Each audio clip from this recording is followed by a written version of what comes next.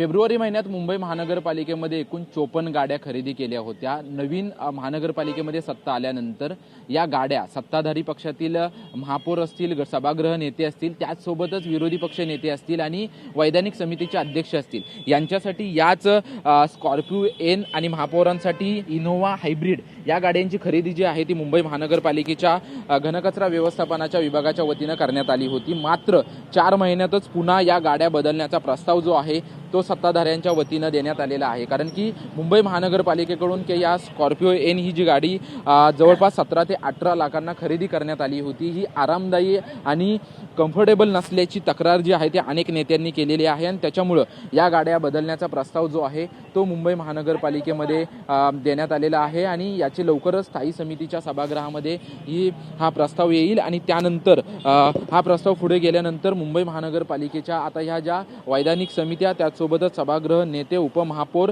आणि जे विरोधी पक्ष नेते आहेत यांच्यासाठी नवीन इनोव्हा गाड्या खरेदी करण्याचा प्रस्ताव आहे। मात्र विरोधी पक्ष नेत्या किशोरी पेडणेकर यांनी या प्रस्तावाला विरोध केलेला आहे। त्यांचं म्हणणं आहे की 5 वर्षासाठी या 54 गाड्या लीजवर घेण्यात आलेल्या आहेत, त्याच्यामुळे या गाड्या आता तरी वापराव्या आणि त्यानंतर नवीन गाड्या घ्याव्या असा प्रकारचं त्यांचं म्हणणं आहे। आणि यासमोर आपण गाड्या पाहतोय की आरामदायी आणि कम्फर्टेबल नसल्याची गणेश खनकर यांनी सांगितलेलं आहे आणि त्याच्यामुळं या गाड्या नवीन घेण्याचा प्रस्ताव जो आहे तो प्रस्ताव देण्यात आलेला आहे आणि त्याच्यामुळं किशोरी पेडणेकर यांचं म्हणणं आहे की या गाड्या आरामदायी आहेत, मात्र 5 वर्ष वापरल्यानंतरच नवीन प्रस्ताव देण्यात यावा अशी किशोरी पेडणेकर यांनी प्रतिक्रिया दिलेली आहे। त्याच्यामुळे स्थायी समितीमध्ये या गाड्यांचा प्रस्ताव आल्यानंतर नक्की काय ठाकरेंच्या शिवसेनेची भूमिका राहते हे पाहणं महत्त्वाचं असेल।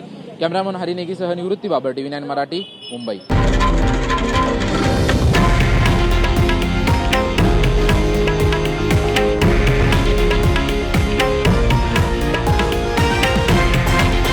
हे आहे देशातील नंबर 1 न्यूज नेटवर्क आणि आपण पाहत आहात TV9 मराठी, एकमेव।